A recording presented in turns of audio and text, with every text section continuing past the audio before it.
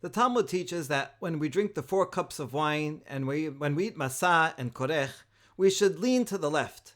And that's because in Roman times, when aristocrats got together for an important meal, they would be lying down on couches and they would lean on their left arm, and that way they could get their food with their right arm.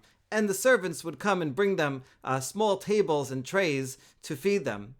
And so that's why we lean when we eat those foods, but during Maror, when remembering the bitterness, and also during Birkat Hamazon, when we're sitting in reverence, then we sit straight.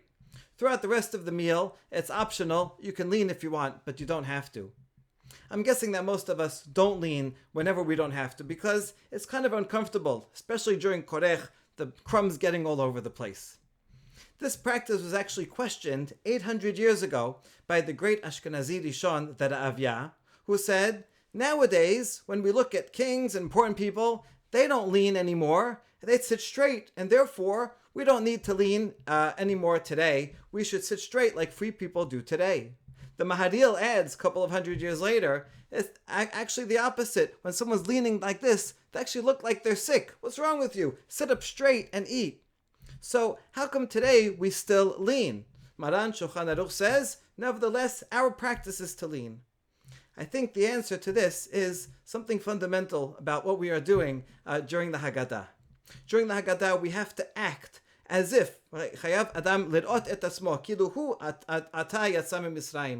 to act as if we ourselves left Egypt. We carry the Mish'ar Otam on our back. We eat the maror, we eat the charoset like clay, we think about the tears, and then we experience that freedom and say Hallel as if we ourselves were freed. But that's only, the most important, but that's the foundation, but only one layer. On top of that, during the Haggadah, we also tell stories about other people telling the story of Yetziat Mitzrayim. We read about Ma'aseh of Rabbi Akiva and all his colleagues, that they were sitting all night and telling the story of Yetziat Mitzrayim. And so what we're doing during the Seder is we're not only telling the story from one perspective of the original people that left Mitzrayim, but we're thinking about every single generation since, all those who were commemorating, through thick and thin, through the Spanish Inquisition, through the Holocaust, when people had personal problems and they felt redeemed, when communities found freedom. And we think about Rabbi Akiva and his colleagues. What was happening during their time? The Bar-Kokhba revolt. And we think about them hiding out in caves. And maybe they were celebrating the Pesach Seder, lying down on the hard floor of the cave. But even though they're feeling a little uncomfortable, they felt in their heart great joy, great happiness, singing out, knowing, trusting, praying that maybe that year would be their redemption and their freedom. This past week, the Israel Antiquities Authority announced that archaeologists found new coins in Bar-Kokhba cave, as well as texts, copies of Terei Asad, that perhaps those very rebels were reading as they tragically were defeated by the Roman forces.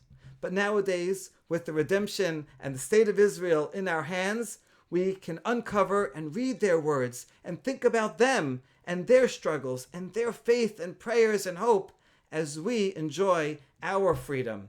And we know that we can only be here today. We've only survived all this time because of that great struggle and that great emunah that all those generations had before us. And therefore, one of the most wonderful traditions is in fact leaning, precisely because we don't lean all year round. We're remembering what it was like for them to lean at that time. When Rabbi Akiva saw the Roman aristocrats leaning, and they said, we're going to do that because ultimately we will survive when the Roman Empire will fall. And so for this year, I hope that when we lean, we can once again revive that memory of Rabbi Akiva and his colleagues.